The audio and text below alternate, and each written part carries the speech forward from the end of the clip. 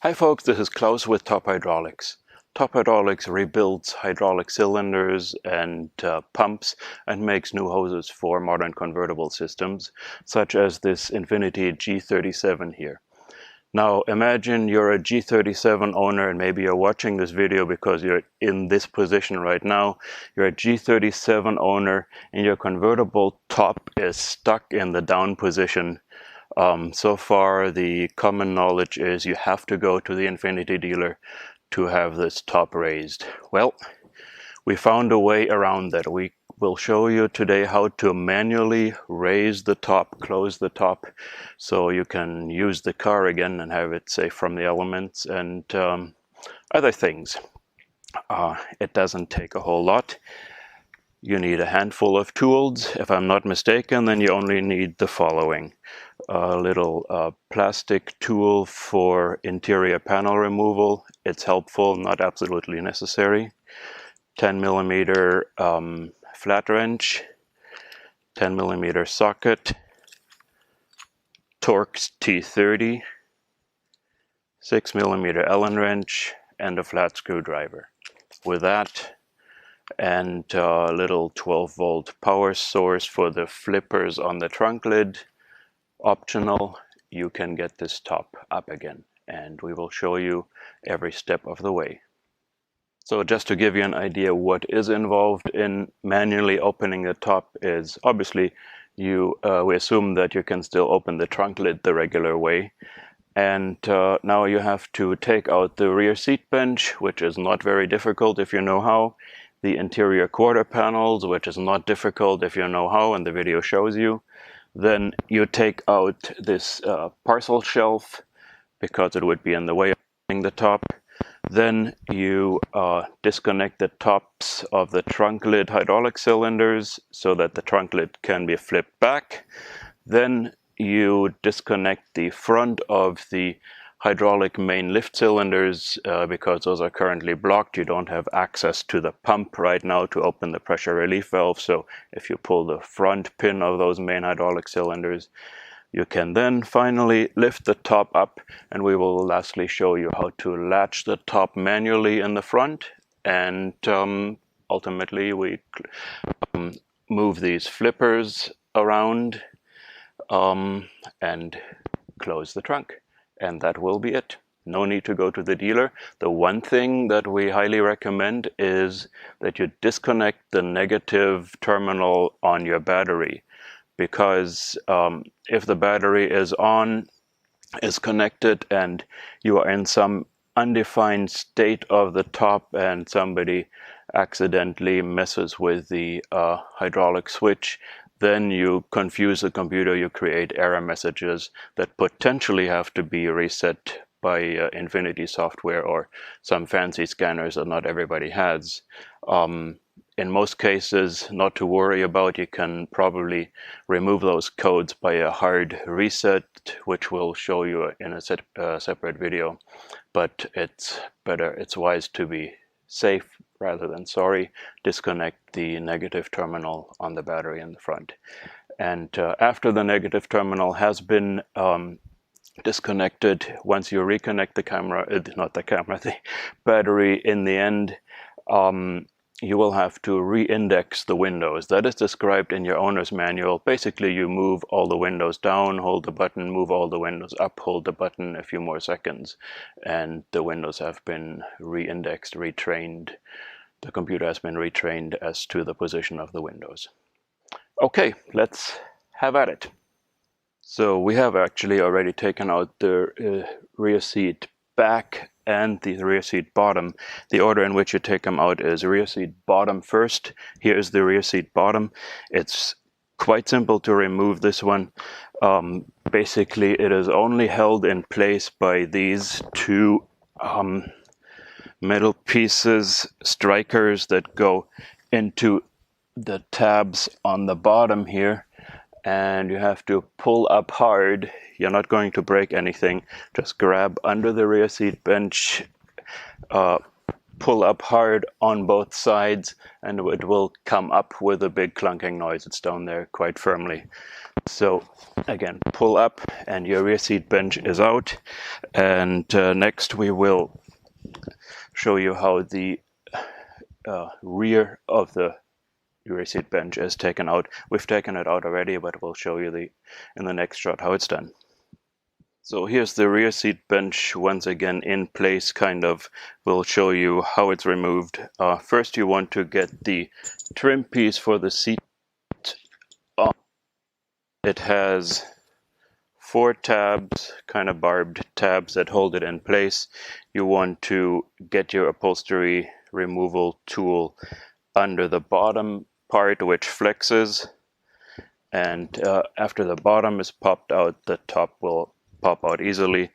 If you do the same on the other side and you remove 2 10mm hex head screws on the very bottom here, then you can pull up the seat bench. Now we have, for illustration, also removed the bottom anchor of the seat belt. It is a 14mm hex bolt. You don't have to do this.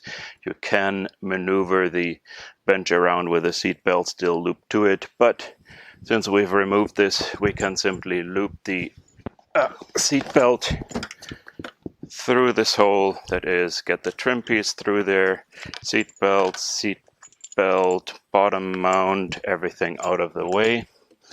And now I can show you how the bottom was mounted. This is really the only hard mount of this top. It is secured by this 10mm hex head bolt.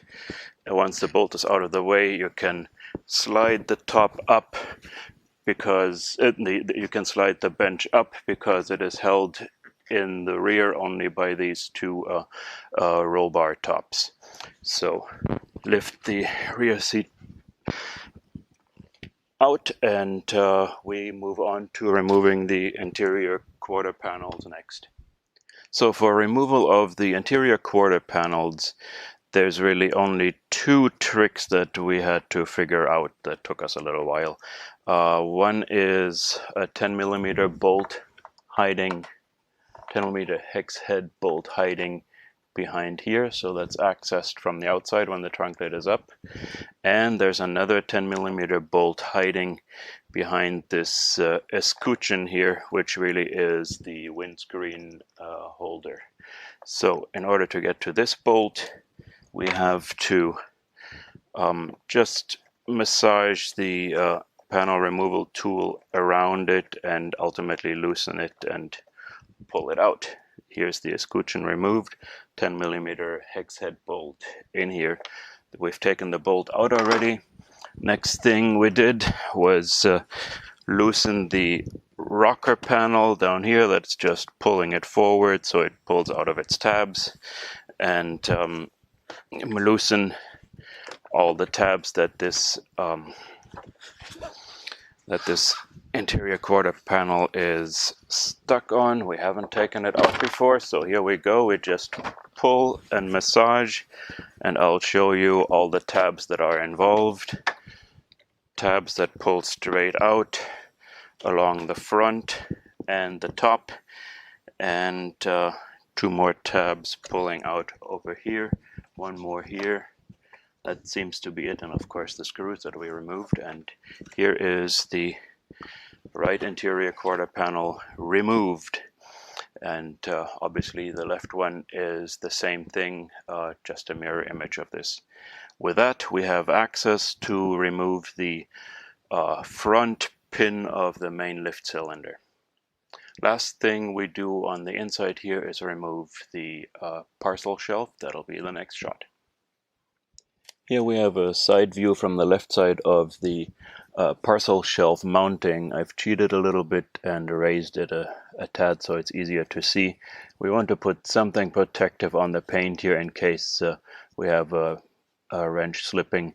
What we need to do is remove 3 hex head bolts, not the one in the middle, just the 2 in the rear and the inner forward one. It turns out these are 10mm hex heads.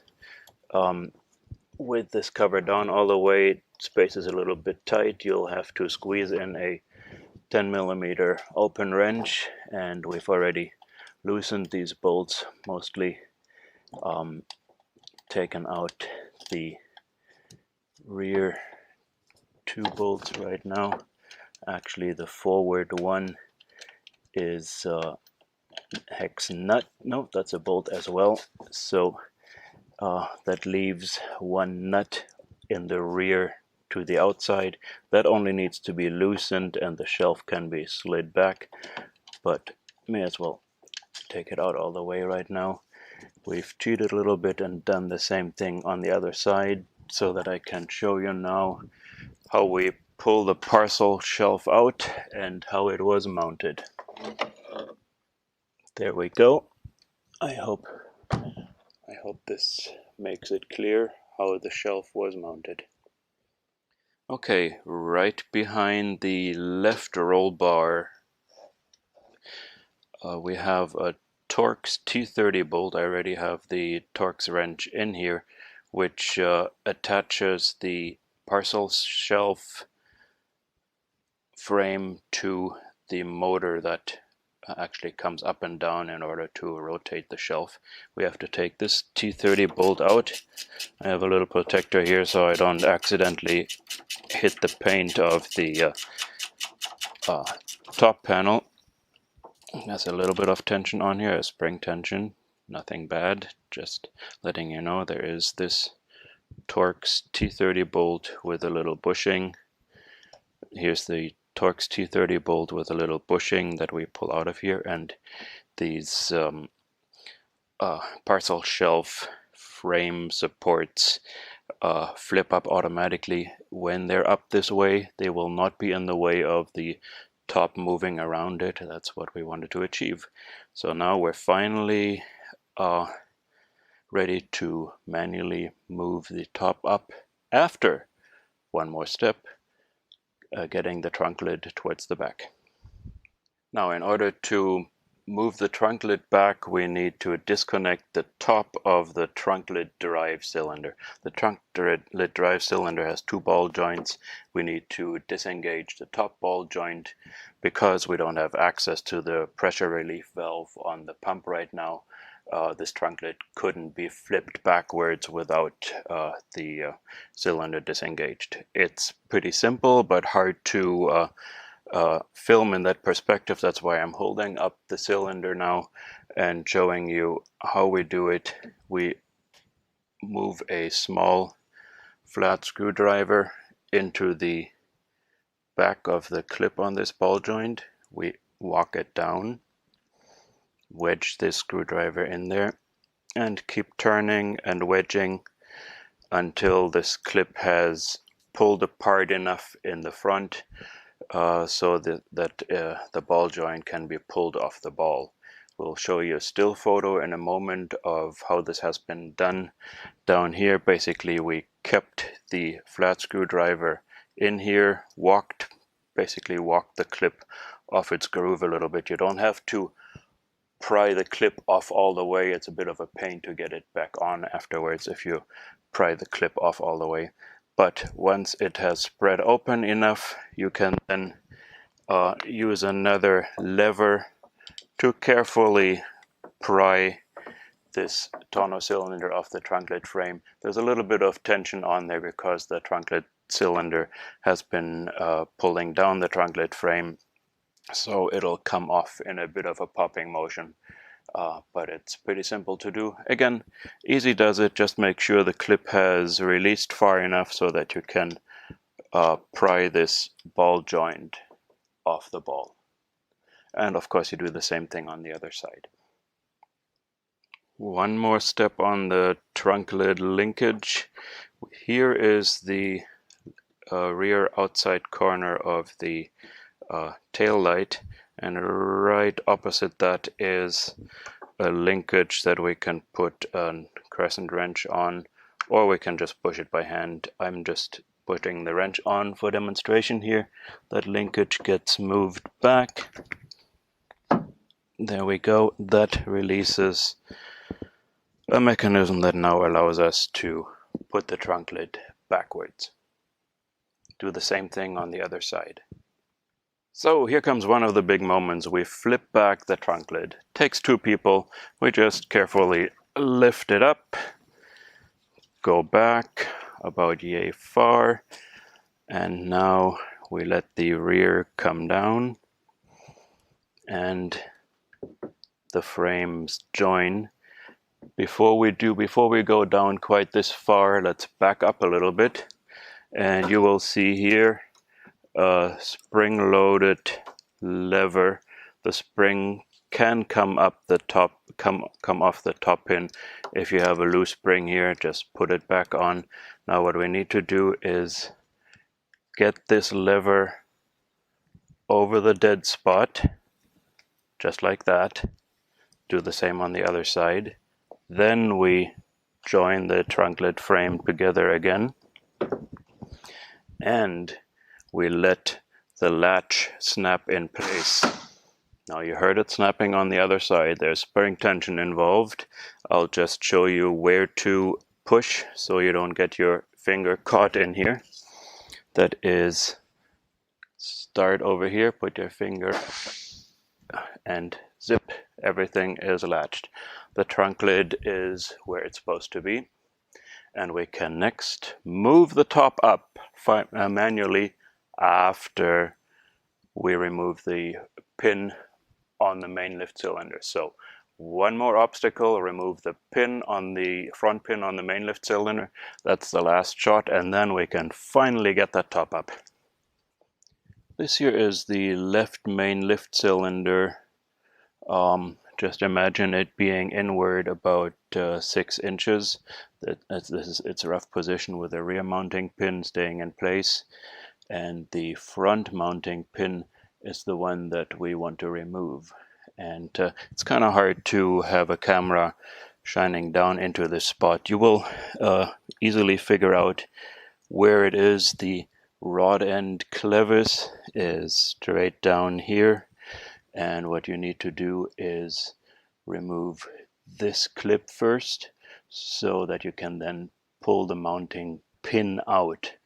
Now I'll show you the trick behind removing this type of clip.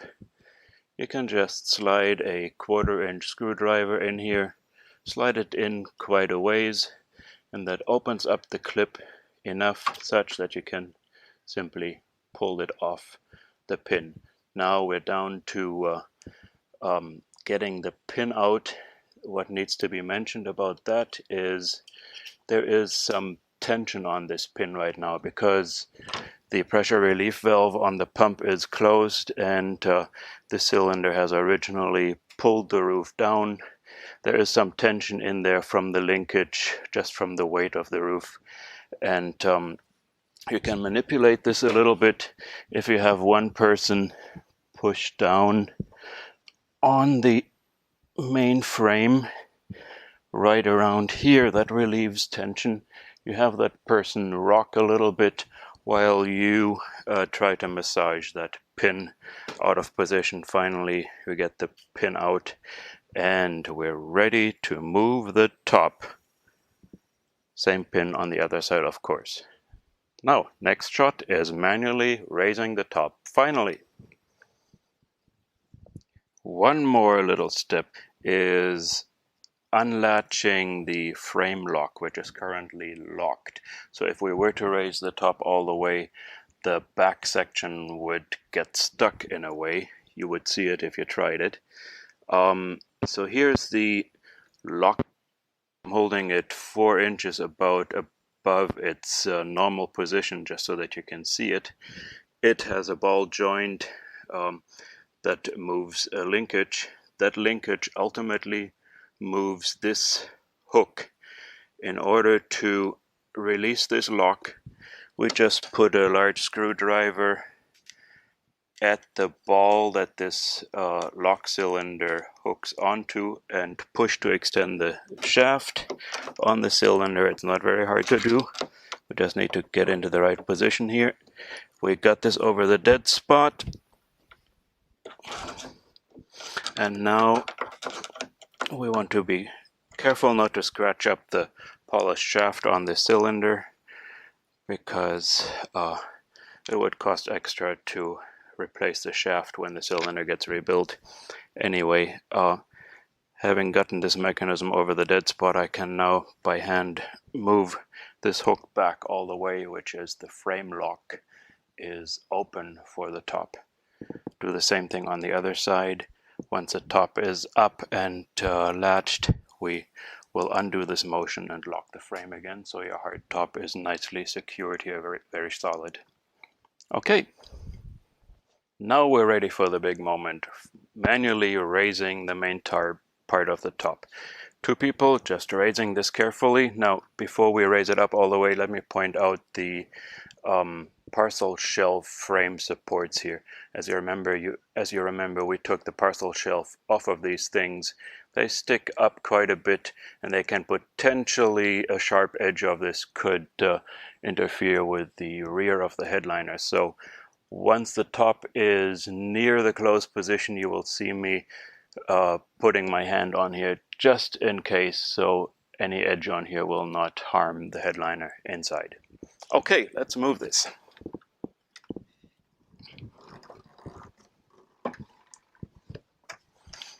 Okay, protect the headliner and let the top come down. There we go.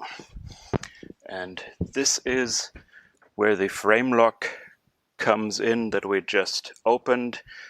If we now undo that opening, meaning we lock the frame again, then the top will be secured in this position.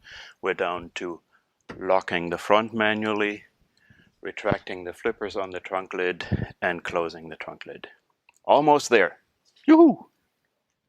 The front of the top is latched with an electric motor that has a linkage on it, and in order to manually lock that, we have to pull down the rear corners of the front headliner trim piece and insert an Allen wrench in the middle here, turn that counterclockwise to latch the front down. Now we will insert after this a scene that we shot earlier that showed manually unlocking the front. Same principle, we just turn counterclockwise to lock. So excuse us saving a little bit of time and simply inserting a video that we shot earlier. Let's move on to that. Come on in. Here we are inside. Here's your tops headliner. Here is the headliner front trim piece. We have already pulled it down to show you what kind of tabs there are in here. There are just tabs going straight up into these holes in the top. 1, 2, 3, 4, 5 tabs that you need to pull down hard on. It'll make noise, you'll think it's broken, but this trim piece is amazingly flexible. Now I already have here a 6mm Allen wrench that you want to put exactly in the middle here. There is an Allen bolt that serves as the axle, and actually let's insert it over here in this direction. Now turning clockwise will unlatch the top. We maneuver it past this clip, turn a little bit farther, and the top is unlatched. Ta-da! Conversely, to latch it later on, you want to turn your Allen wrench the other way. Turning counterclockwise will latch the top. It's as simple as that. Then you take your Allen wrench out and push the tabs back into place, and everything is back the way it's supposed to be. You remember the frame lock cylinder ball joint that we pushed out earlier? Well, now we have to push it back in. I'm shining my flashlight on the end of the screwdriver that I'm putting between the ball joint of the cylinder and the actual ball in the frame. Now I just have to push forward and thus lock the frame. If it gets hard to push, then we may have to push down a little bit on the hardtop frame here. Let's see how it goes. And here it goes. Push fairly hard. There we go. The frame is locked on the left side, same on the right side. And the front is locked. Now we're down to the trunk lid. Almost done. Before we can close the trunk lid, we need to get the flippers retracted, otherwise they'll collide with our hardtop. The flippers are moved by electric motors here behind the carpeted trim panel. The carpeted trim panel, you just want to remove a couple or 3 tabs, the good old rivet style tab where you pull out the middle pin first, then you can pull out the whole tab. And you will see this yellow-brown wire going to the motor. Now we have put 2 lug connectors directly on the motor. It's not very convenient to do it this way. I would recommend that you simply tap these 2 wires, brown and yellow, put 12 volts on them, and just experiment which direction you have to put the 12 volts on in order to the correct way to move out the flipper. Now we've already hooked up power to it, so I'll show you briefly how this flipper comes out. Turn my power on here, and flipper extension here and retraction. Here we go, the flippers are retracted. Yoo-hoo! Okay, last step will be closing the trunk lid and latching the trunk lid frame down. You remember that we earlier on took the ball joints off this ball on the trunk frame linkage. Once the trunk lid is closed all the way and you open it the regular way, you can then push the ball joint back onto the ball, and that way the trunk lid frame is locked down all the way, and we are done. So let's just close this trunk lid carefully, ideally from the middle, unless you're 2 people doing it. And here we are, the frame is down. Last thing, we would release the trunk lid, open the trunk the regular way once the battery is reconnected. Or if you do it the way we did, we just put a little extension on the trunk emergency release, pull on that, and the trunk lid will pop open the regular way. So then we want to be careful the way we lift it up so nothing gets jammed, and we ultimately get the chance to pop the ball joint back on those trunk lid cylinders, and our top is completely secured. Pretty awesome, hey? So after that, again, reconnect your battery, index the windows. That means run them down all the way, keep the button pushed, run them up all the way, keep the button pushed, and the computer has learned the position of your windows, and you're good to go and safe and dry. Now obviously you want to find out why the top was stuck down. It's either an electrical problem or a hydraulic problem. If your car is more than 10 years old, it's a very likely hydraulic problem, and that's what we're here for. Top Hydraulics rebuilds all the cylinders, makes new hoses, rebuilds the pumps. There are other videos showing you how to access every part of the system and how it all works. So don't worry about it. You don't necessarily have to go to the dealer. If you're handy, 2 people can move this top, secure it, and swap all hydraulic components if they stay focused in a day.